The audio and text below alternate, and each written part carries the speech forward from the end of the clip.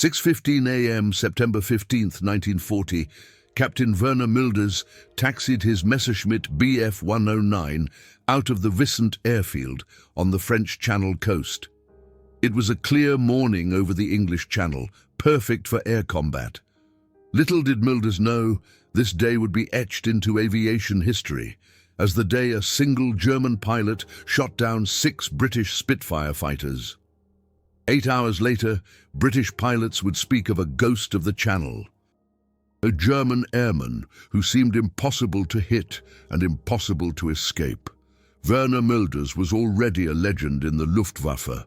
Born in 1913 in Gelsenkirchen, Germany, he had gained his first combat experience in the Spanish Civil War.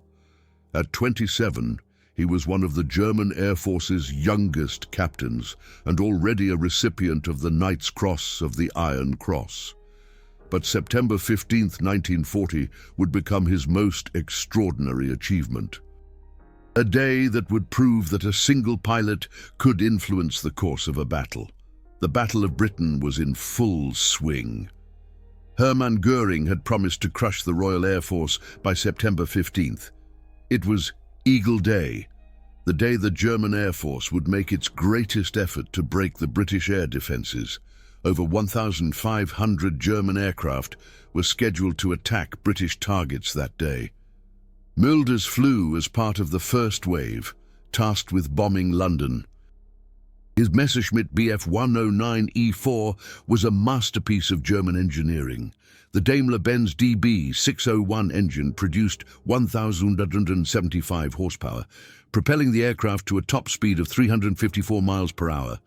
Armed with 2 7.92-meter MG-17 machine guns in the engine cowling and 2 20mm MG-FF cannons in the wings, this combination of speed, maneuverability and firepower made the Bf 109 the most feared fighter in Europe.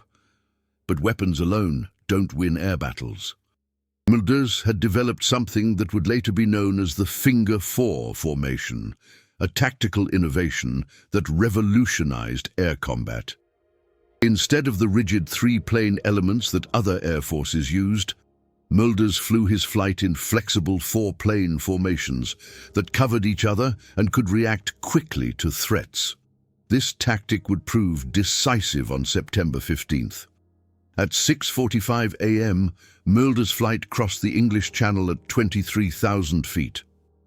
19 miles off the British coast, his radio operator reported enemy aircraft ahead. It was 12 Supermarine Spitfire MKIs of RAF Squadron 54, led by squadron leader Al Deer.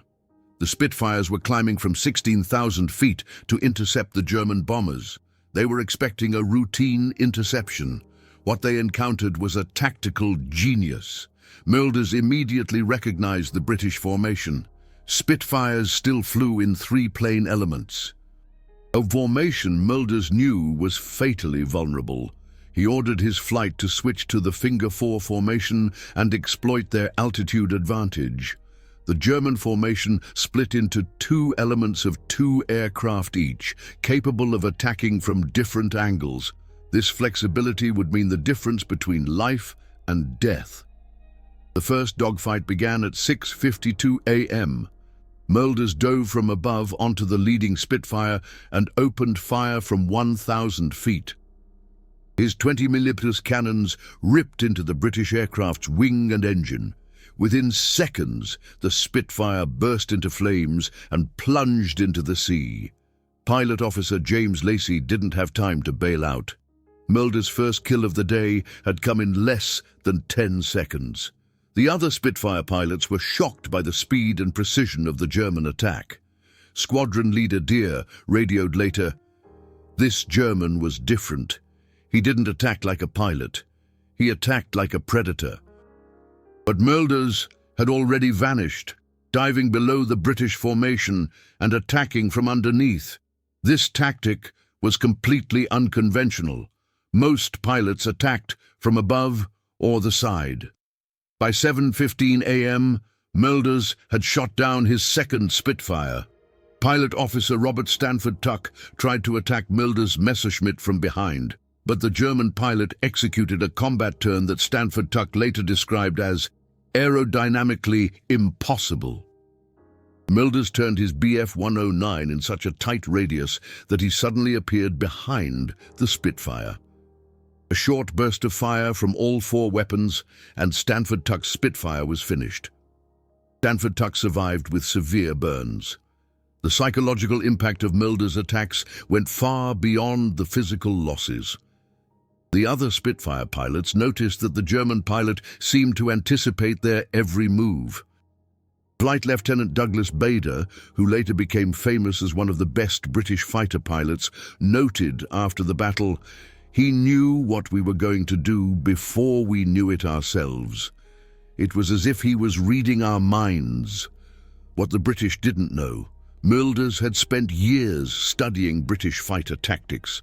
During his time as an instructor at the Verneuken Fighter Pilot School, he had analyzed captured RAF manuals and evaluated British combat footage.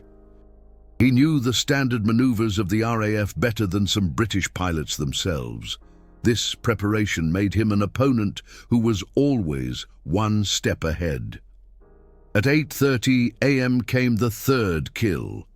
Mölders used the sun as cover and attacked a Spitfire that was flying alone back to base. Pilot officer Geoffrey Wellham didn't see Mölders until the German 20mm shells were already tearing through his wings. Wellham bailed out by parachute, but his Spitfire was completely destroyed. Later, Wellham wrote, "This German wasn't hunting aircraft, he was hunting pilots. He knew exactly how to hit us at our most vulnerable." The RAF realized they were dealing with an extraordinary opponent. Air Chief Marshal Hugh Dowding issued a special warning to all pilots: "Beware the German pilot over the Channel. Exercise extreme caution against individual attacks." This warning was unprecedented. The RAF had never warned against a single enemy pilot before. But Mölders was no ordinary pilot. The fourth Spitfire fell at 10:15 a.m. This time it was a matter of chance, or perhaps Mölders' incredible luck. He was pursuing a German bomber that was under attack by a Spitfire. Flight Lieutenant Eric Locke had concentrated on the bomber and hadn't noticed Mölders' approach. As Locke attacked the German bomber, Mölders appeared out of nowhere and shot Locke down. Locke survived severely wounded and later wrote, "He was everywhere and nowhere." Like a ghost, Mölders used his lunch break for maintenance and rearming at Wissant Air Base. His ground crew was astonished. 4 kills in one morning were exceptional, even for Mölders.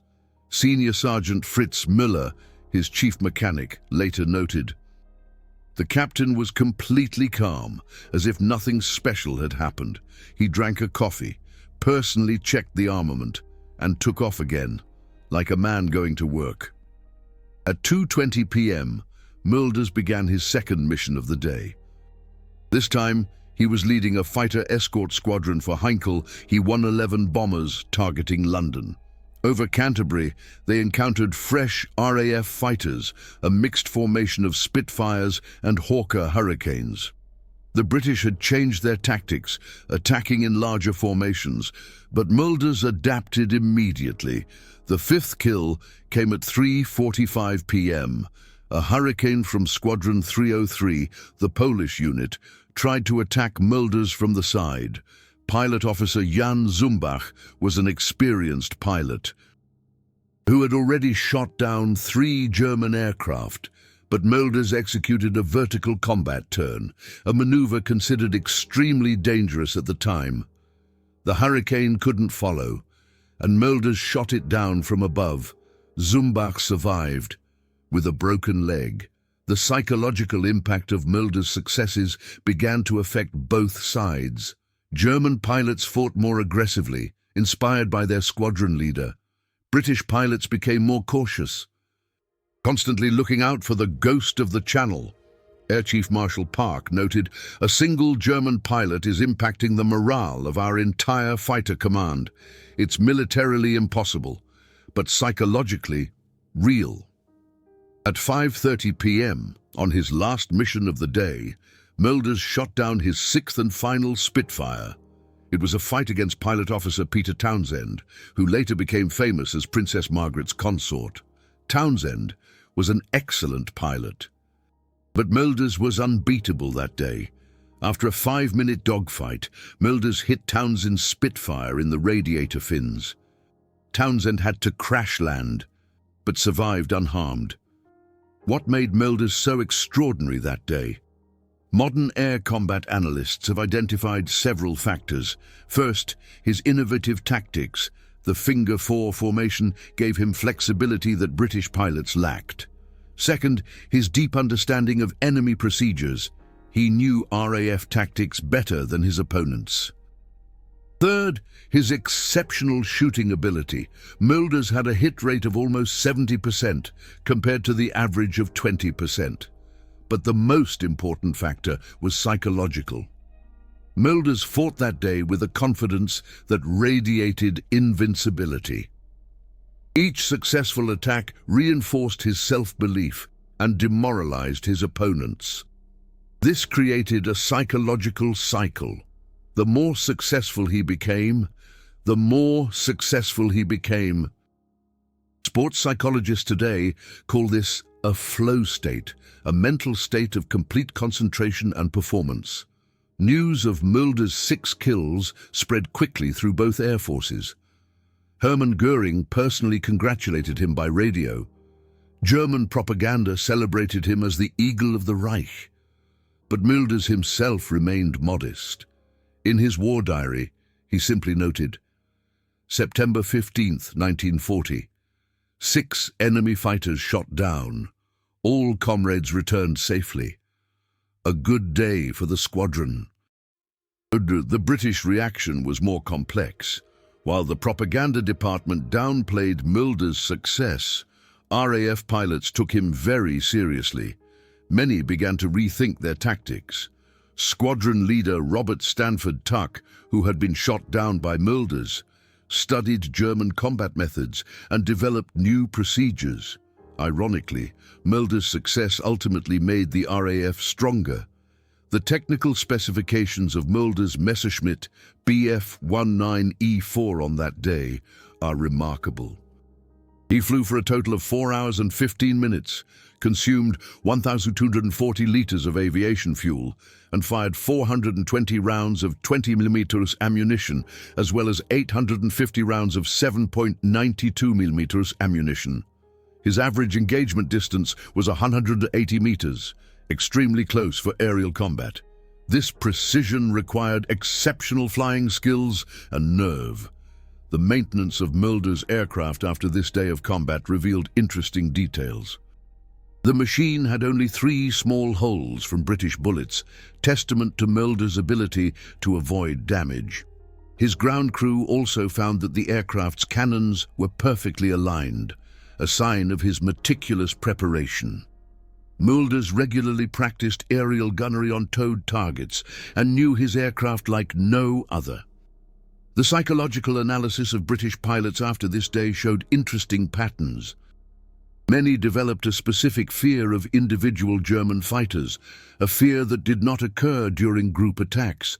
This led to a paradoxical situation.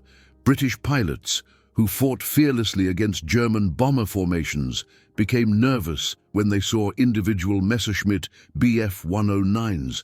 One pilot had influenced the morale of an entire air force. Mölders' success on September 15, 1940 was not just a personal triumph, but also a turning point in air combat tactics. His methods became the standard of the German fighter force and were later adopted by other air forces. The finger four formation is still the basis of modern fighter squadron tactics today. A single day of combat had changed the future of air warfare. The strategic implications went beyond air combat.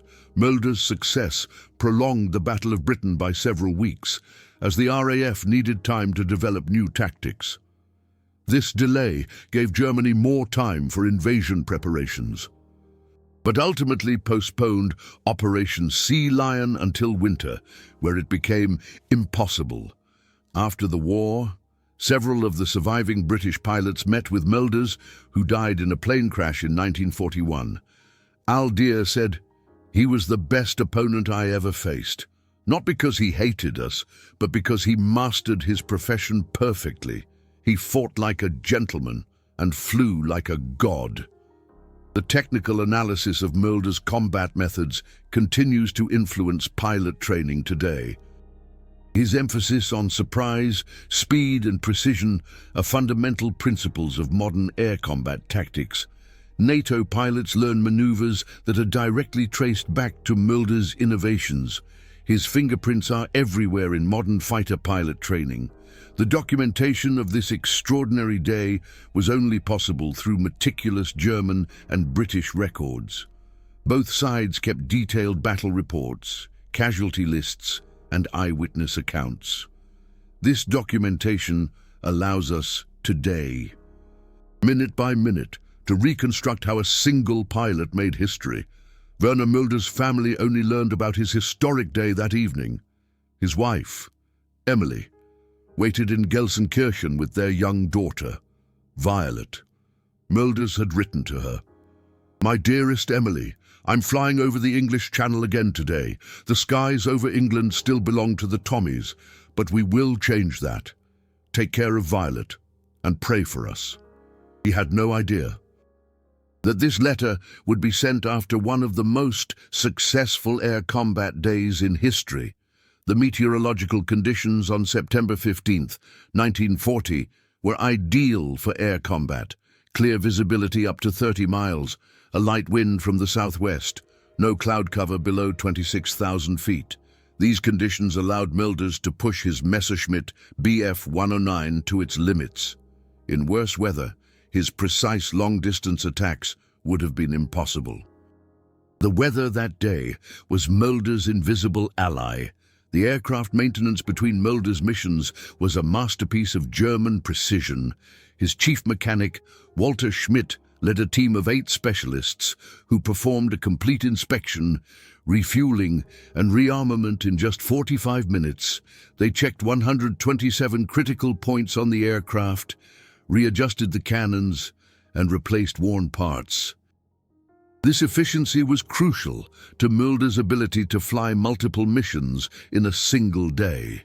The Bf 109E4 that Mölders flew that day bore the serial number 5819 and had been delivered by Messerschmitt AG in Regensburg on July 3, 1940. The aircraft had already flown 89 operational hours and was known for its reliability. Mölders had personally overseen its modifications, improved rear-view mirrors, personalized radio equipment, and a special targeting device that he himself had developed. The ammunition that Mölders used was specially optimized for air combat. His 20mm MG-FF cannons fired high-explosive shells with impact fuses which detonated on impact, causing maximum damage. The 7.92mm MG-17 machine guns used a mix of full metal jacket and tracer rounds, which helped him track his hits. This ammunition mix was the result of years of experimentation and gave him a decisive advantage. The communication between the German fighters that day was revolutionarily advanced. Mölders used a Fuji-7A radio, which provided crystal-clear communication over 50 miles. He developed a system of code words for various attack maneuvers, which allowed his element to attack in a coordinated manner without the British understanding what was happening. These communication tactics later became the standard of the German Air Force. The British pilots who faced Mölders that day were no beginners. Squadron leader Aldir had already shot down 17 German aircraft. Flight Lieutenant Robert Stanford Tuck, with 27 kills, was one of the aces of the RAF. Pilot officer Geoffrey Wellham, despite his young age, had already experienced over 50 air combats.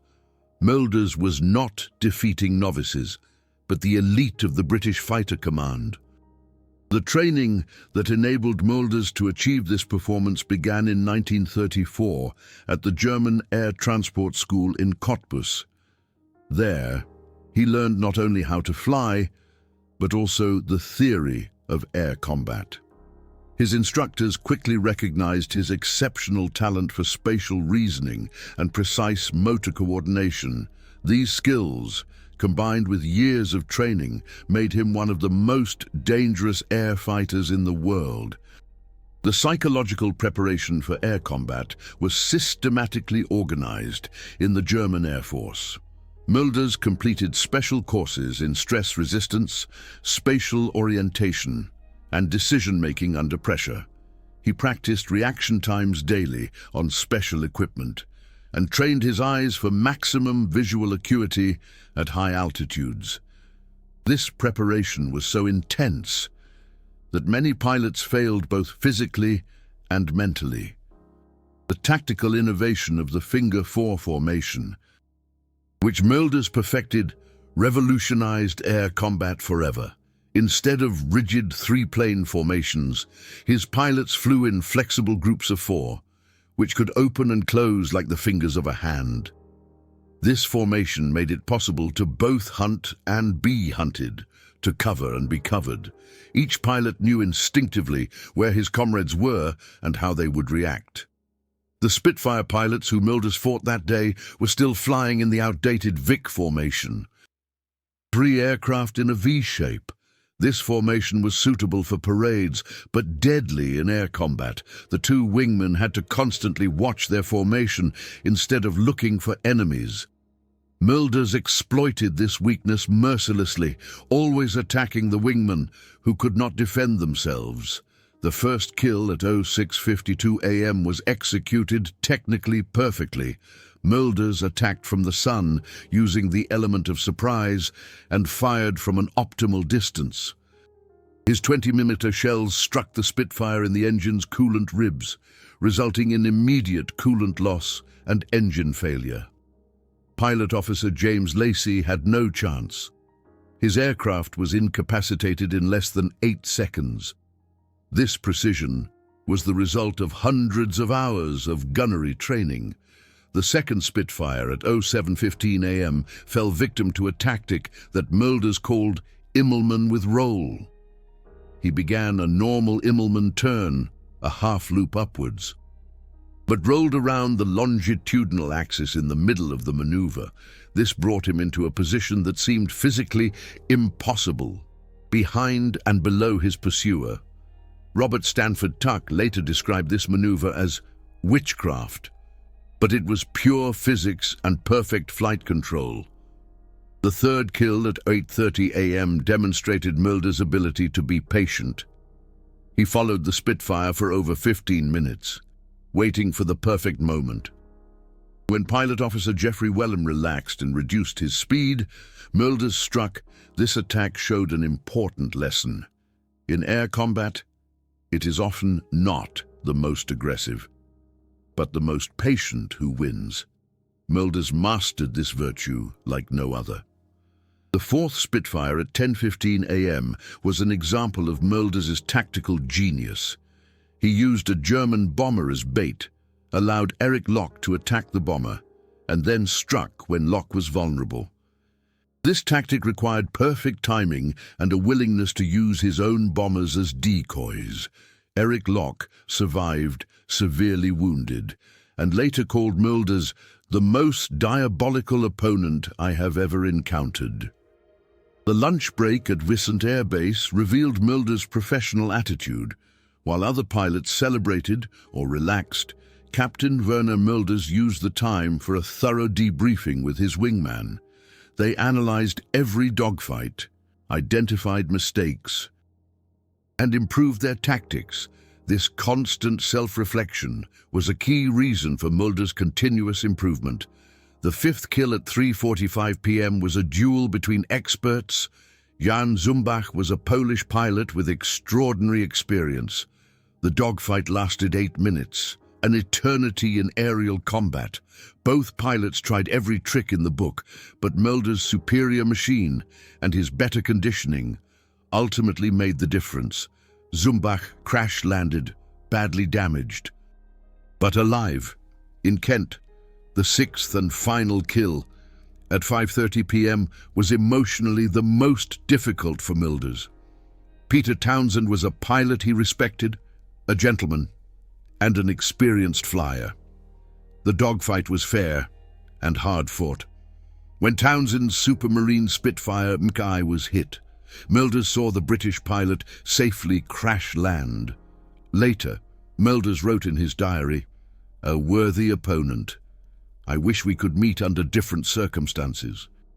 The technical analysis of Mölders' shooting performance that day is remarkable. Of 420 rounds of 20mm shells fired, 89 hit their target, a hit rate of 21.2%. This was 3 times higher than average. Of 850 machine gun bullets, 201 hit, a rate of 23.6%. This precision was the result of daily training and perfect calibration of his weapons. The flight data from Mölders' Messerschmitt Bf 109 that day shows the extreme stress on both man and machine. He flew in G-forces of up to 7 Gs, enough to make untrained pilots black out.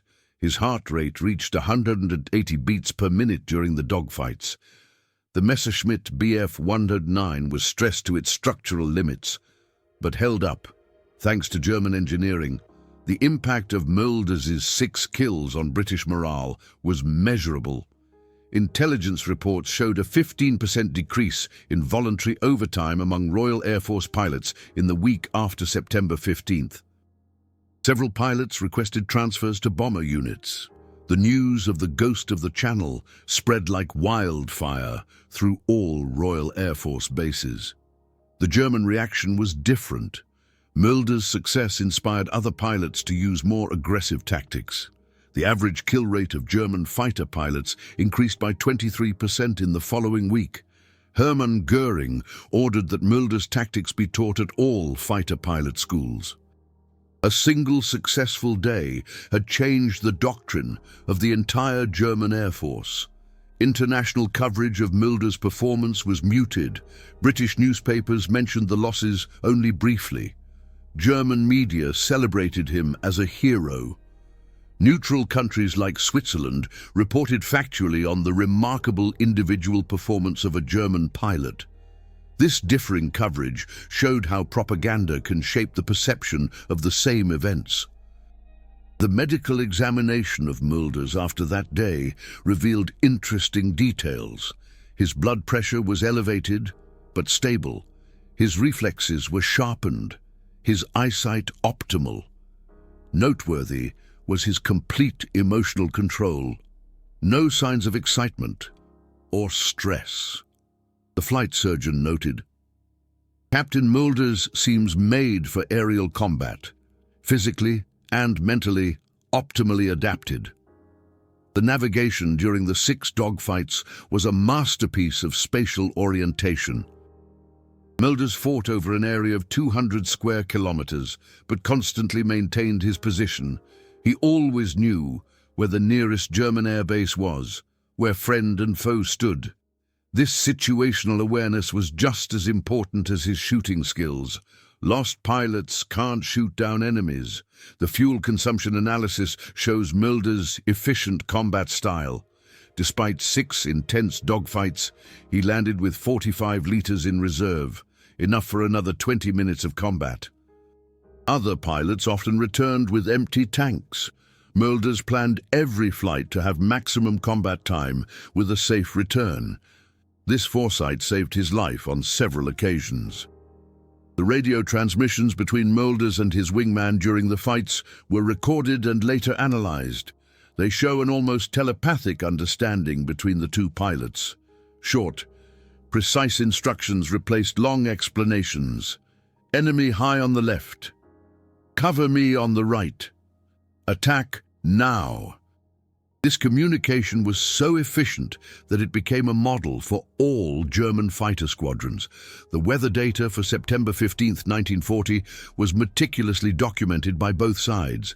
Air pressure 1021 HPA, temperature 64 degrees, 18 degrees C at ground level, 10 degrees, 12 degrees C at 23,000 feet, 7,000 meters. Visibility 28 miles, 45 kilometers. These conditions were ideal for Mölders. His Messerschmitt Bf 109 ran optimally in cool air. and the clear visibility allowed for long-distance attacks. Worse weather would have made his tactics impossible. Post-war research revealed that Mölders' 6 kills on September 15, 1940, set a world record. No other pilot had ever shot down 6 enemy aircraft of the same class in a single day. This record stood until the advent of jet fighters. Mölders had made history in a way he never expected. The psychological analysis of his opponents after that day showed interesting patterns. Many developed a kind of Mölders complex, an exaggerated fear of individual German fighters. This fear impaired their combat performance and led to more defensive behavior. A single pilot had changed the psychology of an entire enemy air force. The technical data from the downed Supermarine Spitfire archives showed Mölders' precise target selection. He always aimed for critical systems, the engine, the cooling system, or the pilot. He never wasted ammunition on unimportant targets. Of the 6 Supermarine Spitfire Menkees shot down, 5 were disabled by engine damage and 1 by pilot injury. This efficiency was the result of scientific analysis of vulnerable spots. If these stories of German aerial valor are important to you, if preserving this fascinating aviation history is close to your heart, then please support YouTube's Super Thanks.